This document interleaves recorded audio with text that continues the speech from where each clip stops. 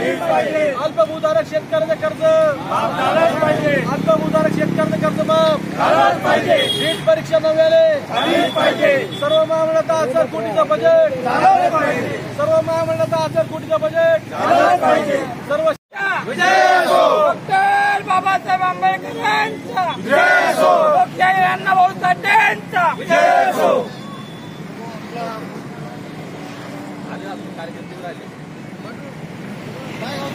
बाबासाहेब आंबेडकरांचा लोकशाही अण्णाभाऊ साठेंचा छत्रपती शाहू महाराजांचा नीट परीक्षा पुन्हा नव्याने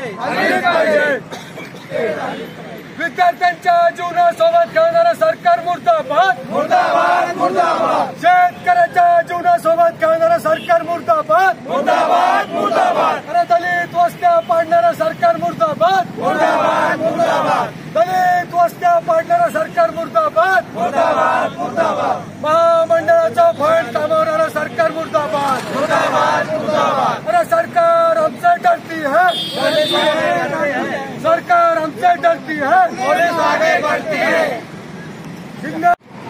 देशामध्ये ज्या नीट परीक्षा झाल्या त्या नीट परीक्षेमध्ये संपूर्ण भ्रष्टाचार झालेला आहे।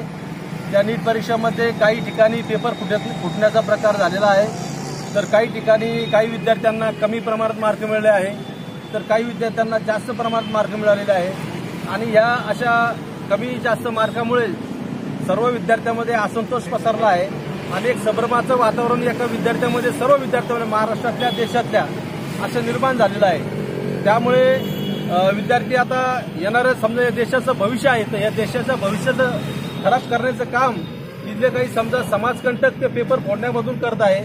आणि या सर्व म्हणजे जे पेपर फोडले त्या लोकांना आम्ही सीबीआय मार्फत चौकशी करण्यात यावी आणि त्यांना तात्काळ अटक करण्यात यावी अशी आमची मागणी आहे। त्यानंतर केंद्र सरकारने राज्य सरकारने एक समिती गठीत करून त्याच्या खाजगी एजन्सी पेपर तपासणी करतात, या खाजगी एजन्सीला बंद करून या केंद्र सरकारच्या आणि राज्य सरकारच्या समितीने ते पेपर तपासावे आणि येणाऱ्या या विद्यार्थ्याचं भविष्य खराब होऊ नये यासाठी आम्ही आज हे आंदोलन करण्यात आले आहे। तसेच गेल्या 2022-2023 मध्ये अल्पभूधारक समजा जे 5 एकराच्या शेतात जे असतील त्यांच्या सर्वात जास्त देशामध्ये महाराष्ट्रामध्ये शेतकऱ्यांनी आत्महत्या केलेली आहे। तर सरकारला असं सांगणं आहे की जे अल्पभूधारक शेतकरी आहे ते अल्पभूधारक शेतकरी त्यांच्या संपूर्ण टोटल कर्ज पीक कर्ज सरसकट माफ करण्यात यावे। जो 500,000 एकरावाला जमीनदार आहे त्याच्या कर्ज माफ करण्याची गरज नाही आहे, तो कारण की आता गव्हर्नमेंटचं सरकार असं आहे की जे लोक अदानी अंबानी सारख्याचे कोटीने रुपये कर्ज माफ करतात, परंतु शेतकऱ्याचं साधं 2-2 एकरावाल्याचं कर्ज माफ करत नाही। याच्यामुळे सरकारला आम्ही त्या निषेध सुद्धा करतोय आणि त्याला एक प्रकारचं सांगतो की बा अल्पभूधारक शेतकरी आहे त्यांचं सुद्धा कर्ज माफ करण्यात यावे।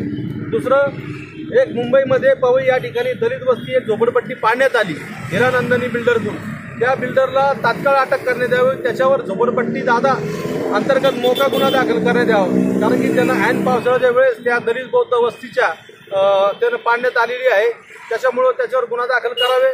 तसेच त्यांच्या त्या झोपडपट्ट्याचं पुनर्वसन करून त्यांना प्रत्येकी कुटुंबाला 10 लाख रुपये देण्यात यावे अशी भारतीय क्रांती दलाची मागणी आहे। आज तुम्ही उपोषण म्हणजे निदर्शनं केलं आणि शासनाने काही जर दखल घेतली नाही तर पुढची भूमिका काय राहणार? पुढची भूमिका आमची डायरेक्ट मंत्रालयावर आम्ही या विषयावर आंदोलन करणार आहोत।